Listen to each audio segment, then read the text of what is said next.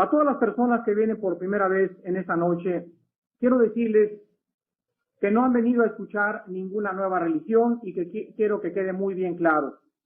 Muchas personas me han preguntado que qué religión tengo. Yo no soy católico, no soy protestante tampoco, no soy evangélico, no soy mormón, no pertenezco a ninguna secta. Simplemente soy cristiano, porque encontré a Jesucristo en un periodo de mi vida, Él la transformó, entró a vivir a mi corazón y ahora le sigo en espíritu y en verdad, y la única regla de conducta y de fe que yo sigo es este libro que tengo en mis manos, que es la Biblia, el mensaje más antiguo de toda la humanidad. El primer libro que fue escrito en la imprenta de Gutenberg, el libro más traducido, más leído por mayor número de personas, el libro más atacado en los últimos 2000 años por la ciencia, la arqueología, la geología, la historia, la geografía, y jamás en 2000 años han podido encontrar una sola contradicción. Y el día que alguien encuentre una contradicción, por favor me avisa y estaría dispuesto a darle $25,000. Y el día que yo encontrara un error en la Biblia y una contradicción, en ese instante yo no podría seguir siendo cristiano ni seguir defendiendo las convicciones cristianas de cuáles la Biblia nos habla. Muchas personas en esta noche creen que el futuro de Acapulco depende del turismo. Otras personas creen que depende de su economía y otras posiblemente creen que depende el futuro de Acapulco del comercio. Pero quiero decirles a todos ustedes en esta noche que el futuro de Acapulco no depende del turismo, no depende de la economía, no depende del comercio. El futuro de este puerto depende de familias fuertes, integradas moralmente. ¿En qué me baso para hacer estos asentamientos? En los 4 imperios que han existido en la humanidad. Los romanos, los griegos, los medopersas y los romanos, todos los imperios de todo el mundo han surgido y se han levantado a través de la historia. Pero todos los imperios, sin excepción alguna, han caído por el mismo factor. Hubo un factor denominador que produjo la caída de estos imperios, y el factor denominador fue la inmoralidad. Muchos en esta noche, posiblemente como familias, están al borde de la desintegración. Y la pregunta es, ¿por qué están fracasando las familias actualmente? ¿Y por qué hay tantos hogares que posiblemente en esta noche puedan comenzar otra vez a estructurarse con bases firmes y sólidas? La pregunta está por qué han querido vivir y formar su hogar lejos de Dios. Han creído que pueden ser padres, que pueden ser madres, que pueden ser maestros, que pueden vivir una vida sin tener en cuenta al Creador del universo. Y quiero decirte que si tú eres esa persona que vives en esta noche, creyendo que puedes hacer lo que tú quieres sin la ayuda de Dios, solamente la experiencia del hombre a través de la historia te puede demostrar la locura tan grande que es tu vida. Muchos en esta noche también profesan creer en Dios. Pero mi pregunta es, ¿en qué Dios? ¿Cómo que en qué Dios? Pues en el Dios que todos creen. Oye, los romanos tenían millones de dioses. ¿Cuál Dios? Los romanos y los griegos, aparte de tener miles de dioses, adoraban también el sol, adoraban a Neptuno, adoraban a los astros. Pero quiero hablarte en esta noche que el Dios y Padre de Jesucristo, el Dios de Abraham, el Dios de Jacob, el Dios de Isaac, el Dios de la Biblia, el único y verdadero Dios, te dice en esta noche estas palabras. Así dice Jehová Dios, creador de los cielos, y el que los despliega, el que extiende la tierra y sus productos, el que da aliento al pueblo que mora sobre ella y espíritu a los que por ella andan. No tengas miedo ni te amedrentes. No te lo hice oír desde la antigüedad y te lo dije. Luego ustedes son mis testigos. No hay Dios sino yo. No hay fuerte. No conozco ninguno. El único Dios verdadero que existe, el único y verdadero Dios que envió a un hombre a morir en una cruz hace 2000 años, y que a través de ese hombre Él quiere mostrarte el camino, la verdad y la vida. Es el Dios de la Biblia. Y en esta noche yo quiero hablarles a ustedes que están a punto de desintegrar sus familias, a ustedes que están a punto de divorciarse, a ustedes que no han encontrado el propósito, que han dejado de amar a sus esposas después de 25 o 30 años de casados, ustedes que no han podido encontrar en el matrimonio algo que continúe uniéndolos, porque por haberse multiplicado la maldad, el amor de muchos se está enfriando. La Biblia quiere hablar en esta noche a tu corazón, quiere Dios darte dirección y propósito, perdonar tus pecados y quiere hacerte una nueva criatura. La Biblia dice en el libro de los Proverbios, capítulo 1, versículos 27 en adelante: entonces me llamarás y no responderé, me buscarás de mañana y no me hallarás, por cuanto aborreciste la sabiduría y no quisiste escoger el temor de Dios. No quisiste mi consejo, menospreciaste toda reprensión mía. Comerás el fruto de tu camino, serás hastiado de tus propios consejos, porque el desvío de los ignorantes los matará, la prosperidad de los necios los echará a perder. Mas el que me oyere en esta noche habitará confiadamente, sin temor del mal. Quiero en esta noche darle la lista de los temas que vamos a analizar a la luz de este libro durante estos 4 días, o sea, de esta noche al sábado. En esta noche el título del mensaje se llama El matrimonio, la Biblia y el sexo. Mañana vamos a hablar acerca de los resultados o las consecuencias que tiene una nación, una familia o un individuo cuando escucha la mentira. El viernes va a ser la noche de la juventud. Traigan a los novios y traigan a sus hijos. El viernes en la noche voy a hablar acerca del noviazgo, de la Biblia y del sexo antes de casarse. Y el sábado, traigan ustedes a todos los sociólogos, a los psiquiatras, a los psicólogos, a todos los economistas y a los que andan buscando resultados para poder cambiar la conducta del ser humano. El sábado voy a hablar acerca de las profecías que se están cumpliendo y que fueron escritas hace miles de años en este libro a la luz de los acontecimientos del siglo XX. El sábado entonces clausuraremos este ciclo de conferencias hablando de puras profecías bíblicas. Antes de comenzar en esta noche, quiero volver a suplicar que todos estén sentados.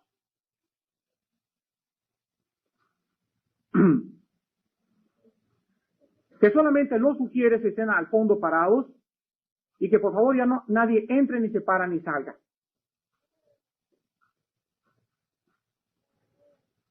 ¿Qué es el matrimonio?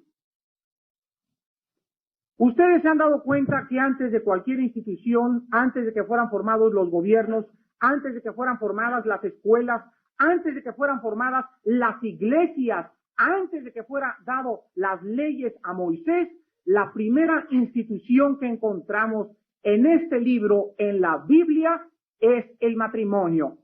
El problema radica actualmente cuando las personas creen que nosotros inventamos el matrimonio y por haber sido inventado por el hombre puede hacer lo que quiera, cambiarlo o divorciar. Pero como fue una institución fundada y establecida por el Dios de la Biblia, nadie tiene derecho a hablar sobre el matrimonio sin ninguna autoridad, ni ninguna base moral, ni jurídica, ni tampoco filosófica, sin tomar en cuenta lo que la Biblia nos dice acerca del matrimonio. Si yo tengo descompuesto mi reloj, no lo voy a llevar con un zapatero. Lo tengo que llevar con un relojero, porque yo no puedo guiarme por la conducta exterior de las manecillas, dictaminar un diagnóstico y creer que esto que está funcionando afuera lo puedo yo arreglar sin destapar la máquina. Cuando ustedes quieran encontrar soluciones a sus matrimonios, el psiquiatra no las tiene, el psicólogo no las tiene, tampoco la doctora Corazón. Vengan ustedes a la Biblia y encontrarán en este santísimo libro la respuesta. Aquellos que dicen que es un libro escrito de hace 20 o 30 años, van a encontrar en esta noche una sorpresa muy grande, porque en este libro se encuentra la respuesta a toda la problemática del ser humano. En el libro del Génesis, capítulo 2, versículo 18 en adelante, encontramos el primer relato. La palabra Génesis significa principio. Y fuera del relato del Génesis, nadie en esta noche puede encontrar el origen de la vida, el origen del matrimonio, el origen de los idiomas, el origen de las naciones, el origen de los gobiernos.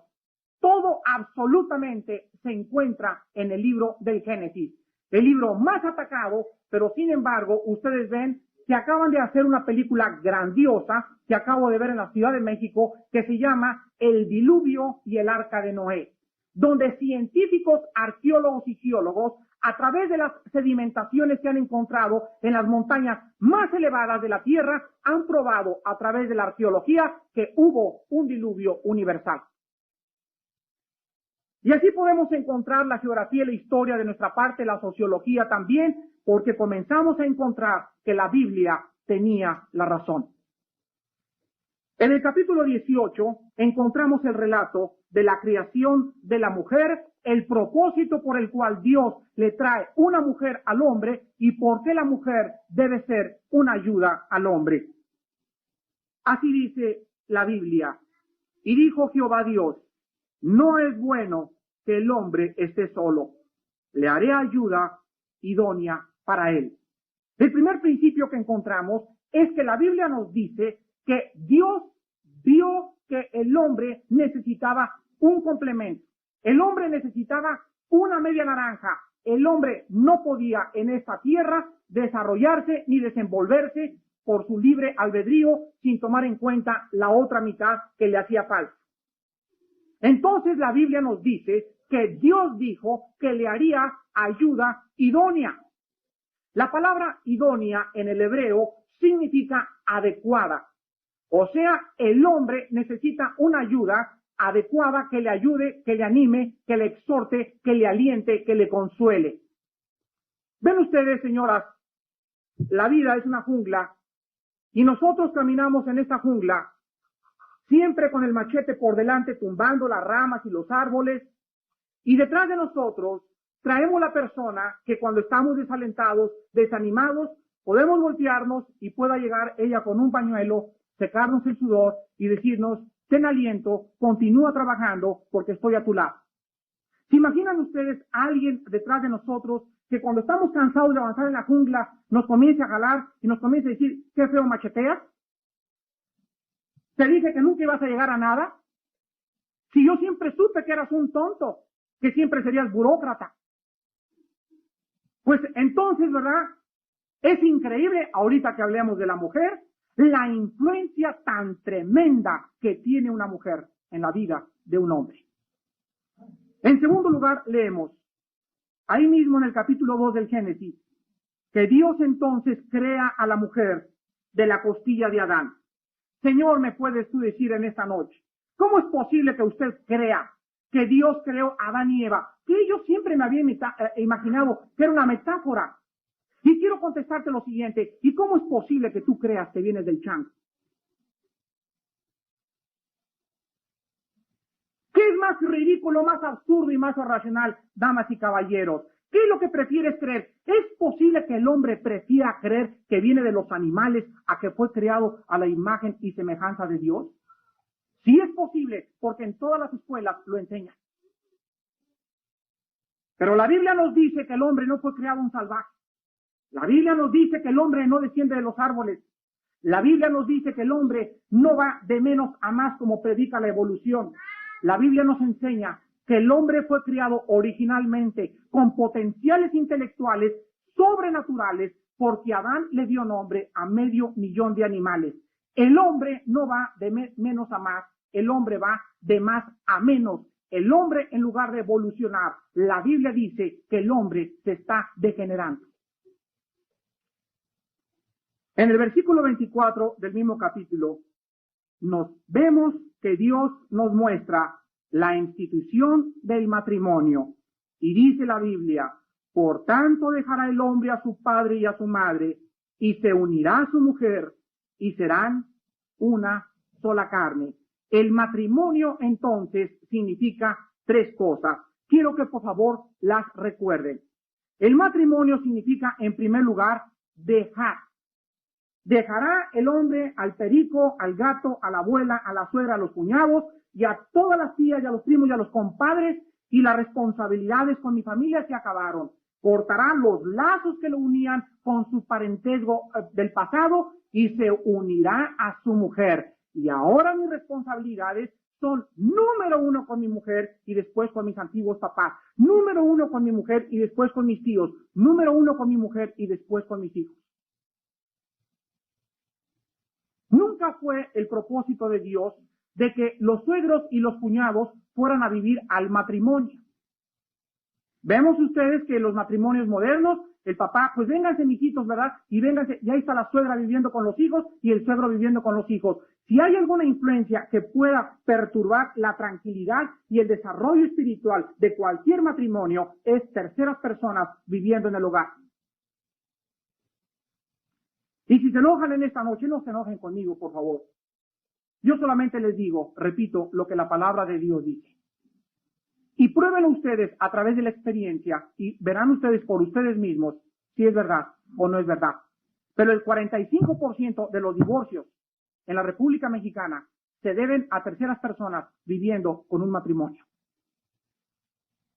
En segundo lugar, la Biblia nos dice que se unirá a su mujer. Esto nos habla de nuevas responsabilidades. Antes mi mamá me hacía los chilaquiles y me hacía los huevos rancheros, se levantaba la muchacha de casa y le lavaban hasta las medias. Pero ahora te casaste, chiquita, y ahora vas a tener que enfrentarte con nuevas responsabilidades, a lavarle los calcetines feos que se paran solos de tu esposo, a tener que lavarle su ropa, todas las cosas que él tiene. Comienzas una nueva vida y no le vas a hablar a mamá, mamá, por favor ven y ayúdame a lavar la ropa de mi esposo. Encontramos entonces que una de las causas que están originando los divorcios es la inmadurez de nuestros jóvenes. La muchacha siempre fue criada por la mamá como consentida, nunca le enseñó a lavar, a planchar, a hacer la comida, siempre tuvo todo regalado. Y cree la mamá, mi quita, mi chula, mi bonita, no quiero que sufra lo que yo sufrí, pero señora, lo único que estás haciendo es echarla a perder y estás garantizando un fracaso para su futuro matrimonio. Y en tercer lugar, la Biblia dice, se unirá a su mujer y serán una sola carne. En tercer lugar, entonces, el matrimonio es una unidad. Dice la Biblia, serán una sola, no ya dos, sino una sola. Y lo que Dios une, no lo separa el hombre. Investigando la palabra hebrea, traducida unir en este pasaje de la Biblia, encontré que la palabra se unirá a su mujer significa la palabra hebrea pegar con cemento. O sea, cuando un matrimonio se casa, vean ustedes que si yo pego estas dos hojas, ahora la perspectiva es diferente. ¿Cuántas hojas ven? Una sola. Este es un misterio, dice el capítulo 5 de los Efesios, pero Dios ahora ve el matrimonio como una unidad, un solo espíritu, una sola carne, un solo matrimonio, una sola carne. ¿Y qué creen ustedes que significa una sola carne? Si no es la unión sexual del hombre y de la mujer. Oiga, ¿pero qué el sexo es algo sucio? De ninguna manera. ¿Pero qué es lo que ha pasado ahora? Que el mundo lo ha pervertido. La Biblia nos enseña que Dios es el creador del sexo, pero que el hombre está usando el sexo fuera de los mandamientos que él instituyó. Veamos ahora en el capítulo 5 de los Efesios, ya que hemos visto lo que significa el matrimonio, dejar, o sea, cortar el pasado, unirse, o sea, nuevas responsabilidades, y ser, o sea, una unidad indivisible, indisoluble. Veamos ahora las responsabilidades de cada cónyuge dentro de esta institución que es el matrimonio. Capítulo de los Efesios 5. Veamos primero las responsabilidades del esposo, del 25 al 29. La Biblia dice, maridos, amen a sus mujeres, así como Cristo amó a la iglesia y se entregó a sí mismo por ella, para santificarla, habiéndola purificado en el lavamiento del agua por la palabra, a fin de presentársela a sí mismo, una iglesia gloriosa, que no tuviera mancha ni arruga, ni cosa semejante, sino que fuera santa y sin mancha. Así también los maridos deben amar a sus mujeres como a sus mismos cuerpos. El que ama a su mujer, a sí mismo se ama. Vemos que la principal responsabilidad entonces del hombre hacia la mujer es amarla. Ahora, ¿qué significa y qué envuelve este amor hacia la mujer?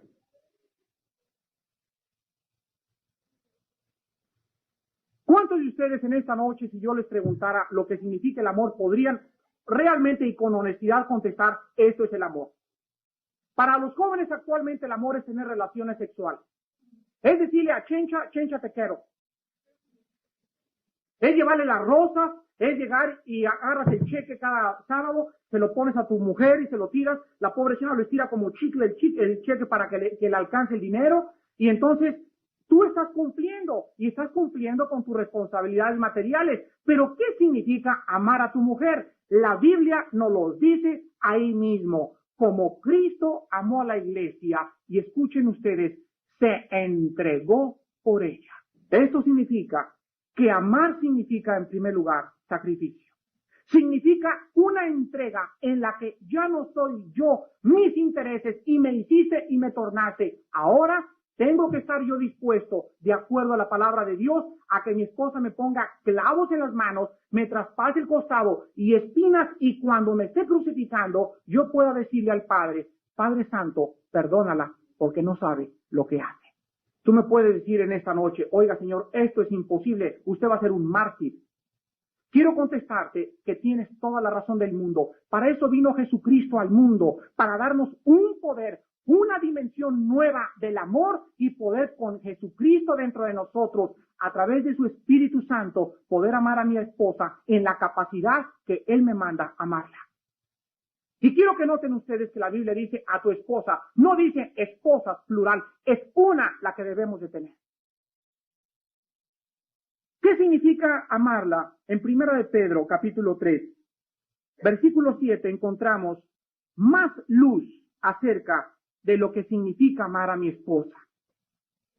1 de Pedro 3:7 dice la Biblia, vosotros maridos igualmente, vivan con ellas sabiamente, dando honor a la mujer como a vaso más frágil y como a coherederas de la gracia de la vida, para que vuestras oraciones no tengan estorbo. ¿Qué significa entonces amar? Significa cuidar a mi esposa como un vaso más frágil. Significa que tengo que reconocer que mi esposa es más débil que yo emocionalmente y físicamente, pero de ninguna manera es menor ni inferior que yo. Porque la Biblia le llama que es mi compañera, y antes que mi esposa es mi hermana en Cristo. ¿Qué Dios nos llamó a todos a ser pastores? Así es, nos llamó a todos a ser pastores. Y los que están casados, la primera oveja que tienes es tu esposa. Ese niño, por favor. Vemos también ahí en 1 de Pedro, versículo 7, que dice la Biblia que a la mujer le des honor como a un vaso frágil. O sea, no agarres a tu esposa como un señor que yo conocí, y cómo está, era un señor grandote y él es chaparrita, y que la cuelga y la pone y la sienta y la aventaba y jugaba con ella como si fuera bola de boliche. Tienes que comprender que tú eres tosco y que tu mujer necesita que le abras la puerta del coche. ¿Lo haces? No, eso lo hice cuando teníamos 15 años, hace 15 años cuando éramos novios. ¿Y por qué ahora no la amas con el mismo amor? ¿Por qué no estás tan enamorado de tu esposa como lo estabas cuando ustedes se casaron? ¿Que es posible que el amor cada vez disminuya? No es cierto, no es posible, pero sí es posible sin Cristo en el hogar. Y por último vemos en el Deuteronomio capítulo 4, en el Antiguo Testamento, en el versículo 9, que la Biblia nos dice, por tanto guárdate y guarda tu alma con diligencia, para que no te olvides de las cosas que tus ojos han visto, ni se aparten de tu corazón todos los días de tu vida. Antes bien, las enseñarás a tus hijos y a los hijos de tus hijos. ¿De quién es entonces la responsabilidad de guiar espiritualmente al hogar, a los hijos? La esposa. Claro, en México, porque somos hijos del charrasqueado. No aquí en mi hogar, ¿verdad? Yo voy y regreso con el dinero y yo proveo para todas las cosas, pero la que les enseña la Biblia a mis hijos es mi esposa. La que los lleva a la iglesia es mi esposa. ¿Y tú dónde estás? La Biblia nos muestra claramente que el sacerdote y el líder espiritual del hogar eres tú, soy yo, como hombre. Gracias a Dios que las mujeres han recogido esas riendas espirituales que los hombres hemos arrojado. Los hombres que se creen machos, que se creen con mucho valor, que no tienen ninguna necesidad de que sus hijos los vean de rodillas. ¿Cuántos días te han visto tus hijos de rodillas orando? ¿De veras te han visto tus ojos agarrar a tu esposa al lado de la comida y decirle, mi amor, vamos a orar por ellos? Quiero decirles a ustedes que si hay algo que les da seguridad a los niños, es cuando los padres se unen en oración. Cuando el padre tiene la honestidad y la sinceridad antes de los alimentos, de decir, Padre Santo que estás en los cielos, te pido que me perdones porque no he sido el padre que tú quieres que yo sea con mis hijos. Y cuando acabes esa oración, tus hijos ves llenos de lágrimas en sus ojos, preguntándote, papá, ¿por qué dices tú que no has sido nuestro padre? Y tú le puedas decir mañana, porque hasta esta noche que escuché la palabra de Dios, encontré que he fracasado como padre y quiero pedirles perdón. ¿Es posible que un hombre de 50 años, de 40 años, les pida perdón a sus hijos? Sí es posible, y la Biblia le llama a eso humildad. Tus hijos no tienen que tenerte en un pedestal y crean que es un héroe sobrenatural. Les muestras que eres de carne y hueso, que estás sujeto a fracasos y quieren que seas honesto, porque si los niños admiran algo, es la honestidad de los adultos. Y en 1 de Timoteo capítulo 5, versículo 8, encontramos la última responsabilidad principal del hombre en el hogar. Dice la Biblia, porque si alguno no provee para los suyos, y mayormente para los de su casa, ha negado la fe, y es peor que un incrédulo. La última responsabilidad de un hombre en el hogar, de acuerdo a la palabra de Dios, es de que el hombre tiene la obligación, él y no ella, de proveer materialmente para las necesidades materiales del hogar. Señoras, nunca fue la intención de Dios en su santa palabra que la mujer trabajara. Si ahora la mujer está trabajando, es posiblemente por las circunstancias en que nos encontramos en el siglo XX, en la que la mujer clama y pide la liberación femenina. Y no culpo a esas mujeres, porque si los hombres nos hemos vuelto desobligados y no hay líderes espirituales en Acapulco, no tengo la menor duda de que hagan un desfile y que digan las mujeres, vamos a acabar con los hombres y demandamos igualdad de derechos. Ahí tienen ustedes Alemania, Dinamarca, Noruega, los países escandinavos, Francia, Italia, ya no se casan. Ahora es la libertad, ahora son los mismos derechos, la mujer y el hombre. Y esto solamente significa juicio sobre la raza humana. Ya pueden descansar los hombres.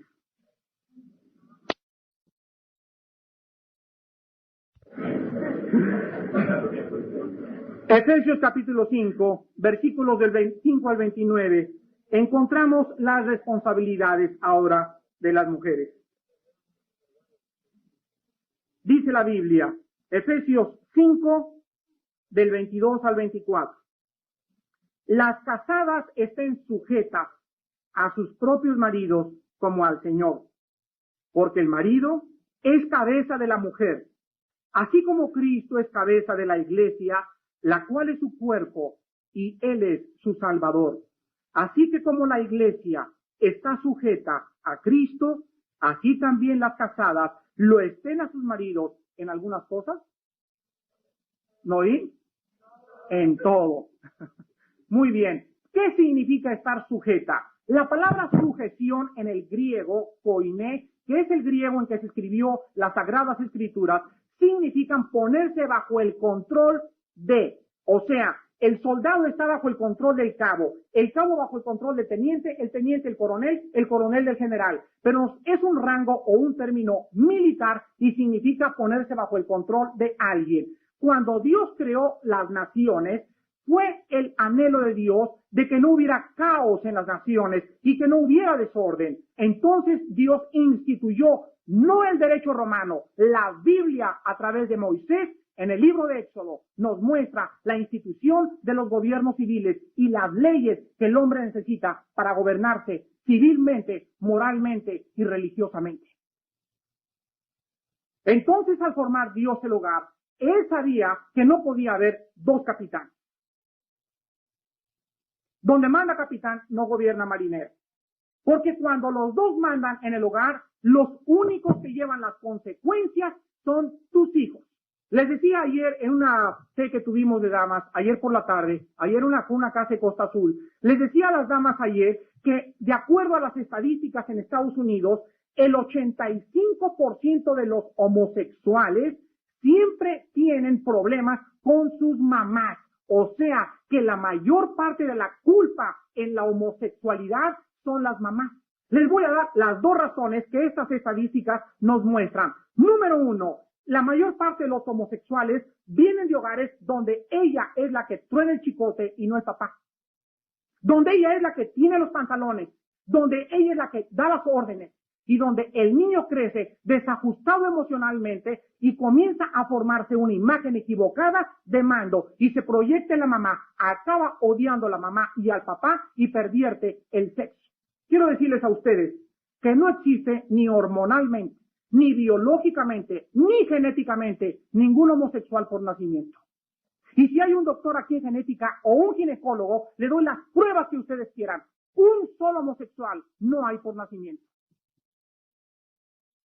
Entonces Dios sería responsable de esa persona, porque la Biblia dice en 1 Corintios 6, no erréis, ningún homosexual, ninguno que se echa con un homosexual en la misma cama, ninguna lesbiana, ninguna prostituta, ningún borracho, ningún adúltero entrará al reino de Dios. Ninguna persona que practique esos pecados puede entrar al reino de Dios. La Biblia lo dice, pero en esta noche, si tú eres una de esas personas, tú puedes ser lavada con la sangre de Cristo. Entonces la sujeción no significa tampoco una dictadura. No significa que tú vas a poner siempre el chicote y que le vas a decir, cállese. Dice, cállese, le estoy diciendo. Esto es una dictadura, esto es algo egoísta. Eso es algo que viene de un corazón que no conoce el sacrificio ni entregarse para servir al sexo opuesto. La dictadura tampoco significa de ninguna manera que el marido va a responder inmediatamente o de que ella va a sujetarse inmediatamente. Quiero contarles algo de mi propia vida. Hace aproximadamente como 8 años, estaba muy nuevo en el Evangelio de Jesucristo. Acababa Cristo de transformar mi vida radicalmente. Vivíamos aquí en este puerto de Acapulco, mi esposa y yo comenzaba a leer la Biblia y yo anhelaba por cualquier precio pagar lo que fuera por tener un matrimonio feliz. Y quiero pensar también que todos ustedes en esta noche pagarían lo que fuera por tener un hogar feliz, si ya no es por el amor que le tienes a tu esposa y a tu esposo, por el propio beneficio de tus hijos. Comencé a leer en Efesios que dice la Biblia, ama a tu esposa, y yo le decía a Dios, Señor, iba caminando por la playa, Padre Santo, mírala, no me quiere traer mis chilaquiles cuando le digo así. Me levantaba en la mañana y tú me tienes que servir porque tú tienes que estar sujeta. Y usted se me está aquí porque la Biblia dice que se me quede en la casa. Y usted se me calla porque la Biblia dice que esté en silencio. Formaba parte de mi idiosincrasia y de mi antecedentes latinos, porque somos machos en México. Pero entonces, preguntándole a Dios y hablando con Él en oración, me dijo, Armando, acuérdate una cosa, no has entendido lo principal, que si tú esperas que tu esposa te esté sujeta, tú tienes primero que cumplir la primera condición, ámala, y quiero decirte que significa entrégate por ella. ¿Cómo me entrego a mi esposa, Padre? ¿Te acuerdas lo que hice yo por ti en esa cruz del Calvario? ¿Te acuerdas cuando me pusieron esposas y me llevaron ante Pilatos? Y me pusieron las coronas de espinas y Pilato me dijo, ¿no sabes que tengo autoridad para soltarte y tengo autoridad para crucificarte? Y te acuerdas que yo le contesté, tú no tienes ninguna autoridad si no te fuera dada del cielo. A mí nadie me quita la vida, dice Jesucristo. Yo tengo poder para ponerla y para volverla a tomar. Este mandamiento recibí del Padre. Sí, Señor, me acuerdo de esas cosas. Y te acuerdas también que cuando me pusieron esa cruz, me gritaban, si tú eres el Cristo, desclávate. Y dice la Biblia, enmudeció y no abrió su boca, como un cordero fue llevado al matadero. Sí, sí me acuerdo. ¿Y te acuerdas cuando estaba en la cruz con el sol y se me pegaba la lengua al paladar, que gritaba, tengo sed? ¿Y te acuerdas que me dieron de beber? Sí me acuerdo, me dieron hiel de beber. ¿Has hecho eso tú por tu esposa? ¿Has llegado a ese grado? ¿Ha llegado la condición? Y tuve que reconocer que lo único que Dios me quería hacer es esto. Armando, tú eres como esta persona y antes de comenzar a servirme, tengo que comenzar a hacerte como una chinche. Te tengo que aplastar y te tienes que humillar. Y ya que llegues al final de tus fuerzas, al camino de la desilusión, entonces podré comenzar a trabajar con tu persona.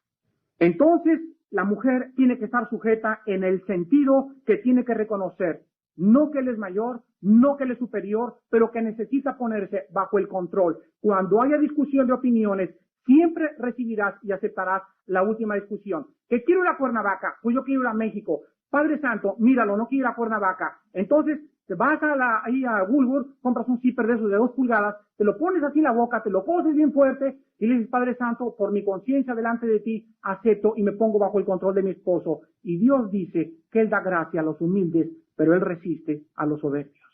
Si tú me dices que es algo difícil de hacer, quiero mostrarte que los caminos de Dios no son tus caminos, ni sus pensamientos son nuestros pensamientos. Todo lo que nosotros hacemos, lo hacemos por la fe, creyendo que verdaderamente obtendremos mejores resultados. En segundo lugar, encontramos en Proverbios 14:1 la segunda responsabilidad de las esposas. ¿Hasta qué grado una mujer influye en un hombre? ¿Hasta qué grado una mujer puede cambiar la vida de un hombre? Quiero que la Biblia les conteste en esta noche. Proverbios 14:1.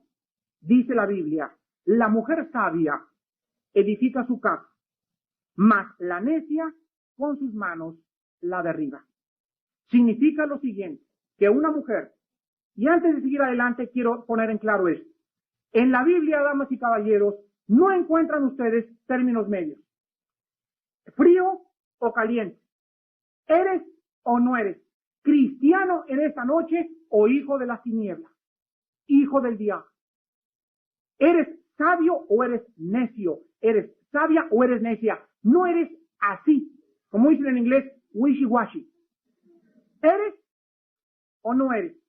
Y en esta noche solamente hay 2 mujeres, la mujer sabia y la mujer necia.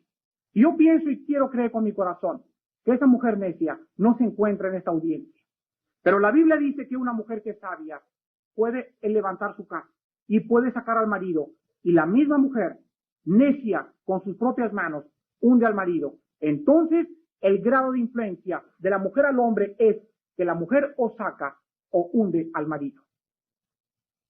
No significa, ¿verdad?, que siempre tendrá cuando se hunde el marido la culpa, pero me estoy refiriendo a que una mujer que esté casada con un incrédulo en esta noche, una mujer que ha recibido a Jesucristo y que comienza una relación con Dios, la Biblia dice, la oración del justo puede mucho y serás salva tú y tu esposo. Pero tú necesitas sujetarte a tu marido, necesitas con tu conducta mostrarle que Cristo vive, taparte la boca y con los hechos y con tus oraciones, Dios cambiará el corazón de tu esposo.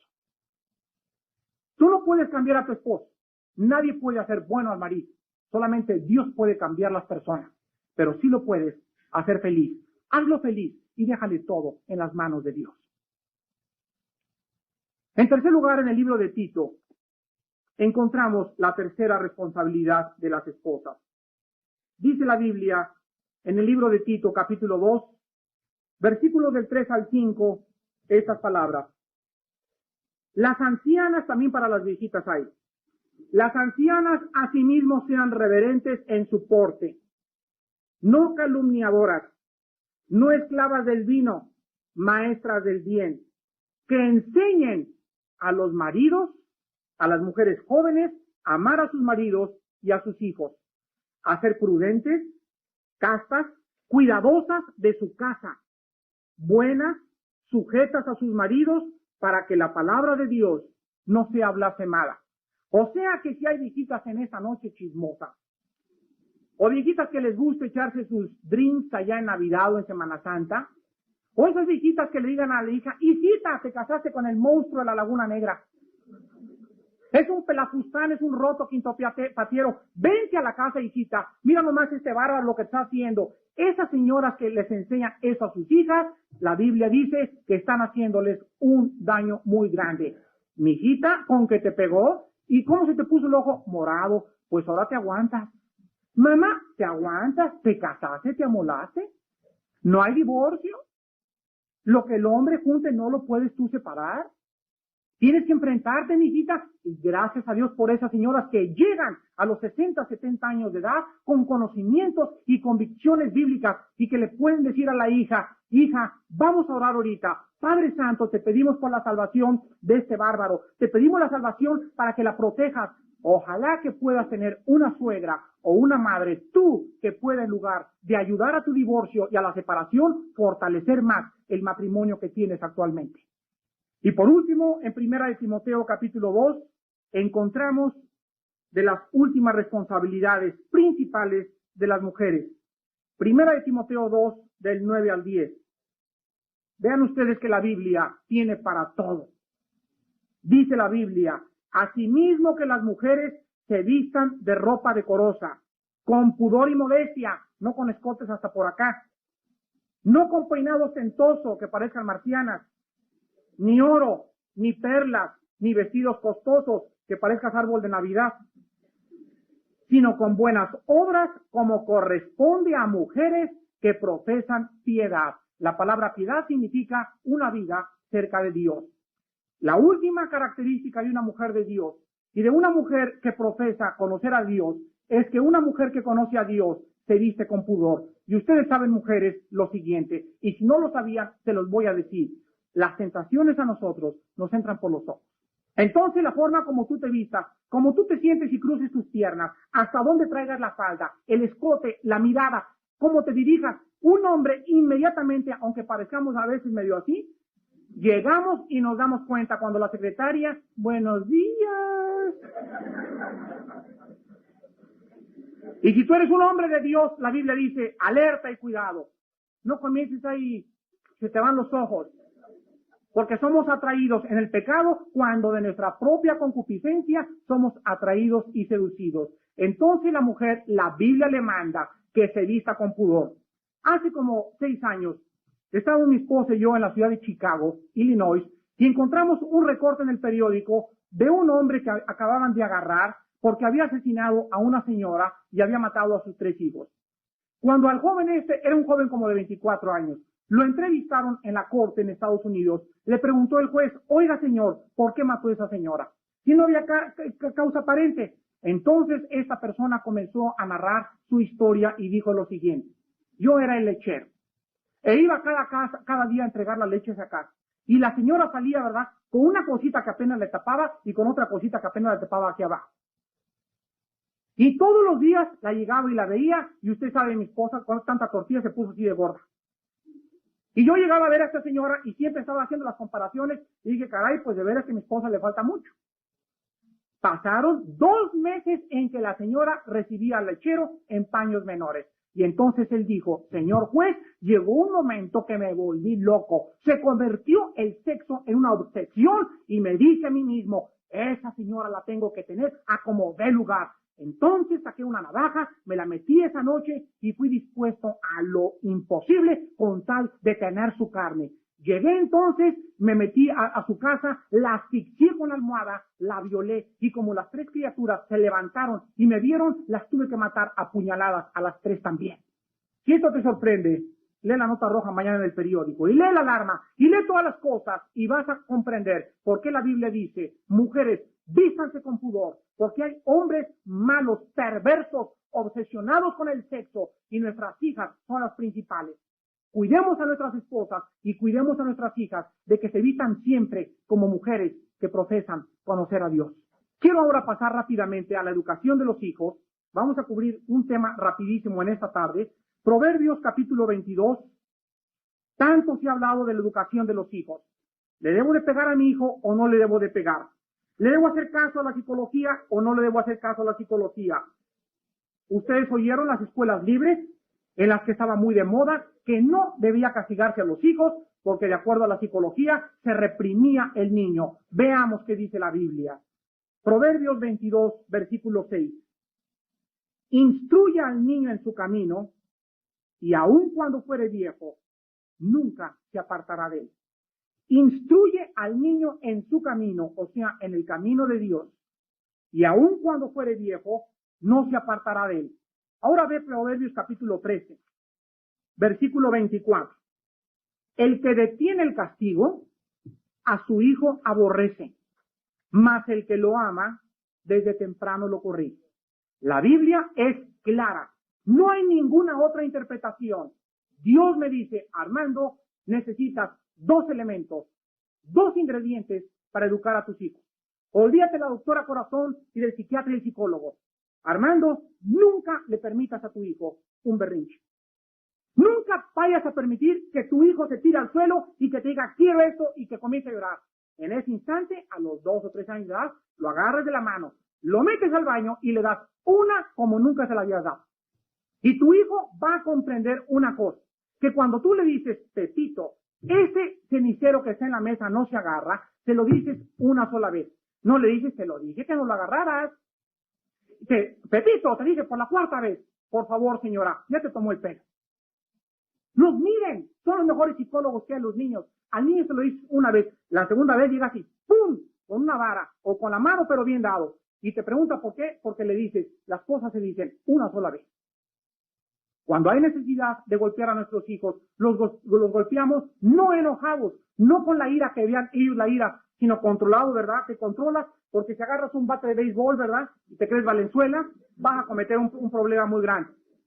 Pasa media hora, le mandas a hablar a tu hijo y le dices, quiero decirte, Pepito, que te acabo de golpear, pero quiero decirte que a mí me dolió más que a ti. Mi corazón está partido porque te amo, pero no puedo detener el castigo, porque la Biblia me dice, y comienzas con tus hijos a decirles, la Biblia me dice, y el niño crece reconociendo no la autoridad del padre, sino la autoridad de Dios en el hogar. Y siempre el niño respetará y tendrá convicciones por la palabra de Dios. Entonces, 2 ingredientes para los hijos, disciplina y amor. Amor y disciplina, y son los mismos ingredientes, señores, que usa Dios con nosotros. Es que en el oceánico amor de Dios no va a mandar a nadie al infierno. Quiero decirte que la Biblia habla más veces del infierno y de Satanás que del cielo y de los ángeles. Y si no hay infierno y crees que en el oceánico amor de Dios no va a haber condenación, quiero decirte solamente la siguiente pregunta. Si es aniquilación o no hay un estado consciente de eterno sufrimiento, comamos, bebamos, divirtámonos, que mañana moriremos. Dios es amor, pero no se les olvide que en su oceánico amor también es justicia, y Dios nos mezcla la justicia con el amor. Si Él castiga, también reprende, pero antes de castigar te avisa. Y en esta noche te está hablando tu corazón y te está diciendo, arrepiéntete, vuélvete a mí, comienza a utilizar este mapa, síguelo por todas partes donde Él vaya. Es tu única brújula, es la palabra de Dios. Es el libro de los libros, es el libro que tu hogar necesita. No quisieras en esta noche hacerle caso a Dios. Quiero acabar con el tema del sexo en el matrimonio. ¿Cómo deben ser las relaciones sexuales en el matrimonio? ¿Cuánto se ha hablado acerca de eso? ¿Y cuántas personas en esta noche están a punto de divorciarse? Porque jamás han tenido la confianza. ¿A quién le puedes ir a preguntar cuál es mi problema? ¿Y cuántas personas van a la casa de ustedes en México con mi esposa y conmigo? Señoras que nos llegan y nos dicen, mi esposo no me satisface. Mi esposo no sabe tener relaciones. Mi esposo es un bruto. Mi esposo es un salvaje. Mi esposo me siento que soy un objeto que me usa. Mi esposo no sabe amarme cuando estamos en la cama. ¿Y por qué no hemos hablado de este tema si la Biblia con toda claridad y con toda autoridad nos los menciona? Porque la palabra de Dios ha sido sepultada y ahí la tienes en tu casa, llena de polvo, y jamás has querido abrirla. 1 Corintios capítulo 7. Dice la Biblia, en cuanto a las cosas de que me escribieron, bueno le sería al hombre no tocar mujer, pero a causa de las fornicaciones, cada uno tenga su propia mujer, no mujeres. La Biblia es clara en cuanto a cuántas mujeres debemos de tener. Una. Por ahí anda aquí en Acapulco ahorita una secta por ahí propagando que puedes tener 3 o 4 mujeres porque Abraham las tuvo. Esas personas no han entendido, dice Judas, que están tomando como libertinaje la gracia de Dios. Hombres herejes que introducen encubiertamente doctrinas destructoras. son los sensuales los que no tienen el Espíritu Santo. Cuídense de esas personas. La Biblia es clara. ¿Qué significa adulterio? ¿Qué significa fornicación? Necesitamos hablar con esas personas y mostrarles con la autoridad de la palabra que se han pervertido moralmente. Dice el versículo 3, el marido cumpla con la mujer el deber conyugal y asimismo la mujer con el marido. Lo primero que encontramos en la Biblia es que la Biblia nos dice que el sexo en el matrimonio, dentro del matrimonio, nunca fuera del matrimonio, de eso hablaré el viernes, es un deber conyugal. No llegues a tu casa de la noche, ¿verdad? Y no te vas a cenar a tu esposo y te agarras, te volteas para aquel lado y él se voltea para este lado y hoy mamá. Bueno, ¿y hasta qué le pasa, verdad? O sea, agarras y usas el sexo como un látigo para castigar al esposo, o el marido lo igual. La mujer está esperando, ¿verdad? En esta noche llegar a tener relaciones con su esposo y él verá aquí galanazo, no, aquí hoy, y se voltea para el otro lado. Cuando la Biblia dice que es un deber, y vean ustedes los únicos tiempos en que no deben tener relaciones. Dice el versículo 4, la mujer no tiene potestad sobre su propio cuerpo, sino el marido, ni tampoco tiene la mujer potestad sobre su propio cuerpo, sino la mujer.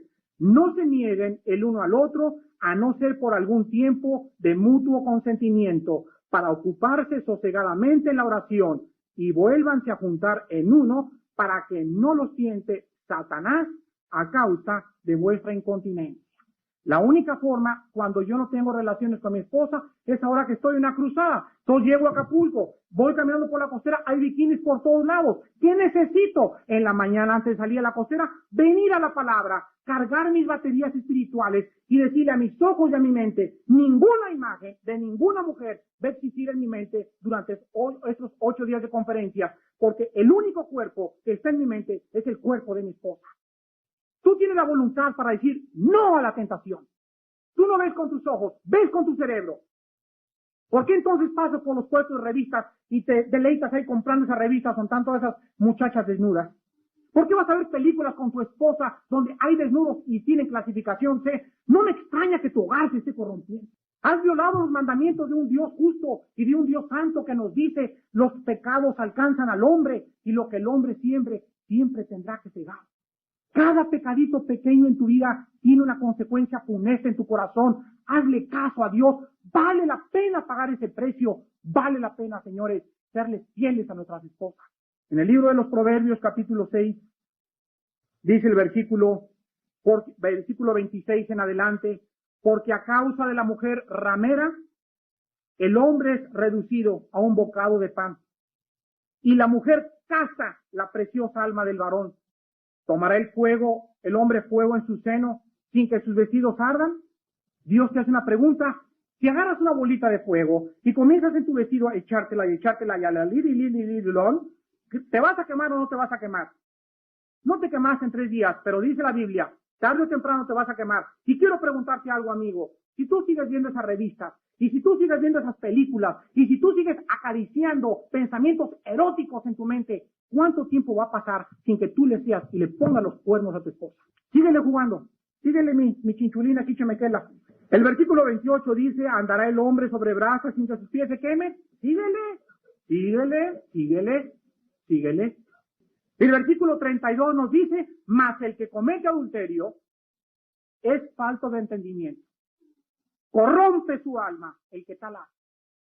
Heridas y vergüenza hallará, y su afrenta nunca será borrada, porque los celos son el furor del hombre, y no perdonará en el día de la venganza. No aceptará ningún rescate, ni querrá perdonar, aunque multiplique los dones. La persona que le es infiel a su esposa, o la que le es infiel a su esposa, dice la Biblia, que quedas clasificado inmediatamente como una persona falta de entendimiento. ¿Qué es lo que debes entender? Que los pecados nos alcanzan. ¿Qué es lo que debo entender? Que mi mujer lo sabrá tarde o temprano. ¿Qué es lo que debo entender? Que mi hijo se va a levantar y me va a decir, papá, tú me dices que no fume marihuana, tú me dices que no tome, tú me dices que no soy un rebelde, ¿y tú qué has hecho con mi madre? Vuestros pecados los tienen que alcanzar. El que me oyere en esta noche, dice el Señor, habitará confiadamente sin temor del mal. He venido para que tengan vida y para que la tengan en abundancia. Porque el mandamiento, dice la Biblia, es lámpara y la enseñanza es luz y camino de vida las reprensiones que te instruyen?